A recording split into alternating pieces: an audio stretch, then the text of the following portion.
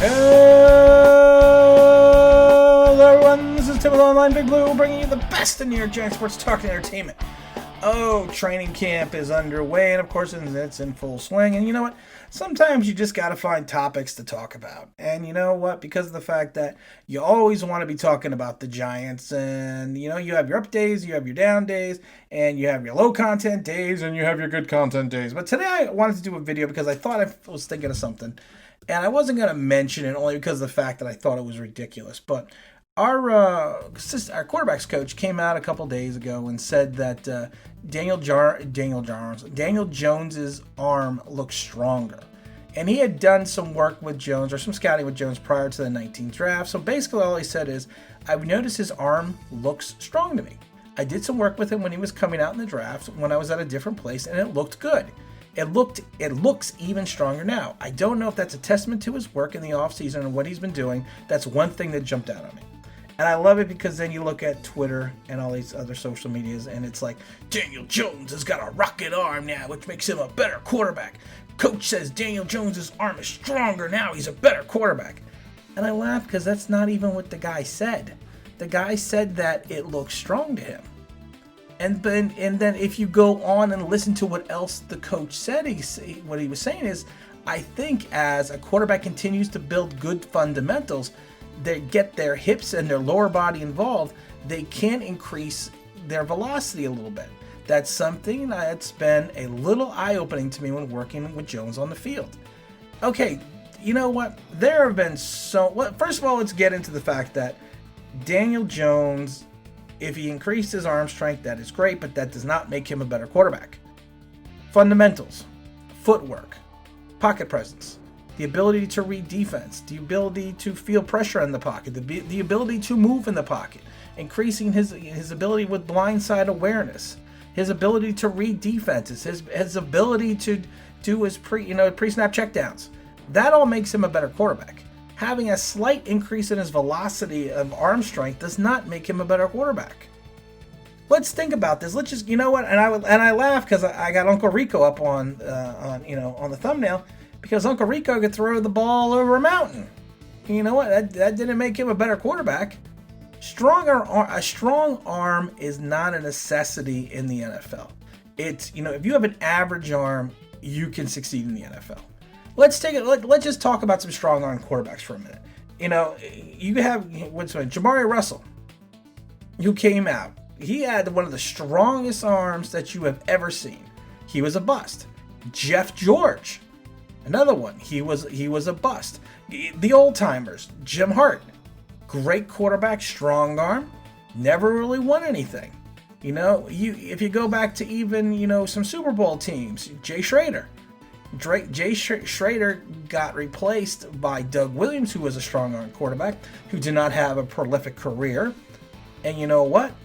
That's fine, because he replaced another strong arm quarterback who had a terrible career. Not a terrible career, but a so-so career.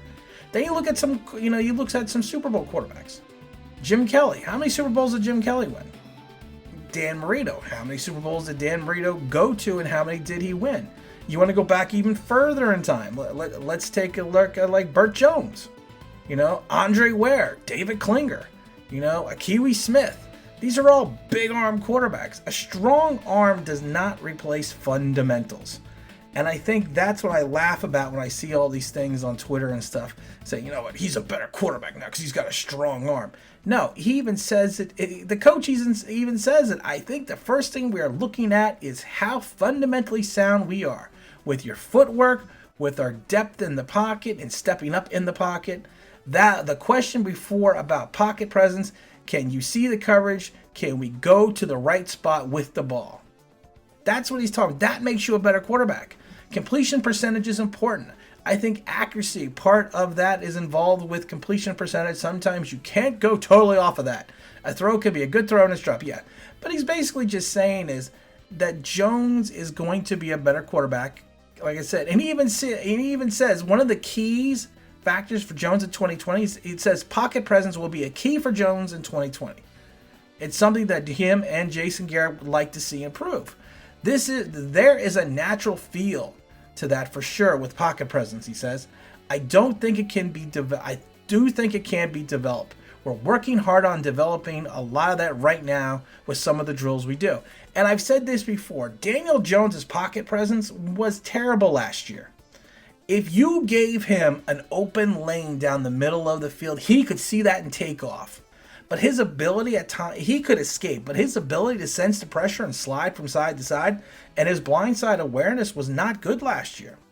And I've said that about a bazillion times. We need to focus fundamentally on that, not he's got the increased arm strength. Well, now it's going to make him a better quarterback. I see those things and I just laugh. I'm like, oh my God. And I've said this a bazillion times and I'm not getting on anyone, but this isn't Madden. Because your arm strength is 98 doesn't mean that's going to project well into the NFL. Like I said, we can continue on with strong arm quarterbacks that had, Steve Bartkowski out of Atlanta. He had a great arm.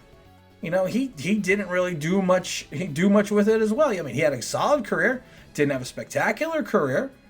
Todd Blackledge, great arm coming out of Penn State. Live arm, didn't do anything. You need a guy that's fundamentally sound, understands the nuances of the game, and knows how to play.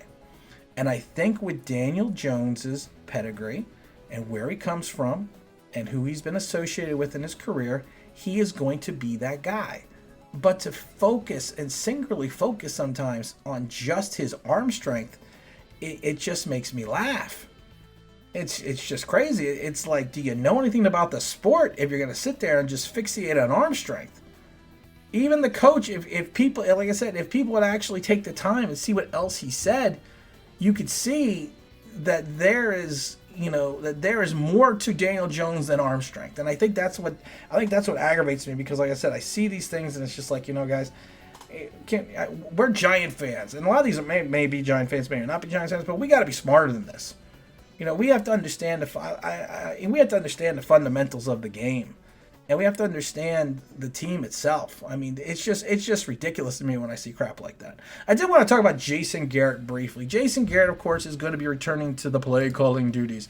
He hasn't called plays since 2012. And I love it because a lot of people are like, oh, well, he was calling plays in Dallas. No, he wasn't calling plays in Dallas. The last 5 years, no, he wasn't. He was, like I said, I think that Jason Garrett is going to be fine with the play calling. I am very curious to see exactly what type of offense, though, we are going to run. You get bits and pieces of it when you watch some of the videos, but I think that the play calling duty with Garrett is going to be in fine hands. I don't have a problem with Garrett. I know a lot of people call him the clapper and give him a lot of shit for all that in his coaching days. I don't think he was a bad coach with Dallas. I think he had to put up a lot of ancillary crap from Jerry Jones and all the other shit that goes on in Dallas. But you know what? I think a lot of people need to just, and I do think the good thing is now when he was first hired, he got reamed when he was first hired. But I think now a lot of people are kind of coming over to the Jason Garrett camp. Jason Garrett has been a professional.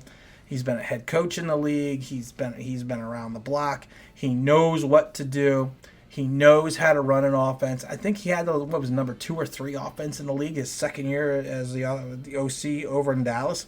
So you know what? He's got more of a pedigree as an offensive coordinator than Pat Shurmur did.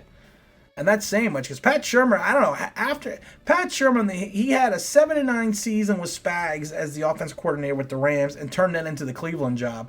He had one good year in Minnesota and then rephrased that back into the job with the Giants. So that Shurmur's a retread if I've ever seen a retread. He should get a commercial with Goodyear because he is the antithesis of a retread. But you know what? I think we're going to be in fine hands on the offense. I think Daniel Jones, like I said, as long as Daniel Jones does not regress in year 2, and like I said, I would be happy if he slightly improved on his, 2019 stats. And people are like, well, you're crazy because he's going to play in more games. Yeah, I understand he's going to play in more games, but he's also not going to have 5 touchdown games. He's also not going to have those big games that he had. He might, I don't know, but the odds are he probably won't. So if he can slightly improve on his statistics, from last year and, extrapolate that over 16 games, I would be happy with that because that shows improvement, shows consistency, and shows that he's a good quarterback. And I think he's a good quarterback. I think he's going to be a great quarterback. I think he's going to be the next Giants quarterback. I don't see anything fundamentally wrong with him where we need to take, umbrage to him and saying, hey, you know what, he's not going to be able to cut it in the NFL because I think he's shown that he can. Now, of course, there have been one-hit wonders as rookies and even as second, third-year players that fall off the map, but I do not think Daniel Jones is going to be that guy. I'm very excited to see what Daniel does. I'm very excited for Jason Garrett, and we just kind of have to go on from there. And again, this is Tim with Online Big Blue, bringing you the best in New York Giants sports talk and entertainment. And as always, if you can if you can subscribe, if you can ring that bell, I think you know what that means, so that would be awesome.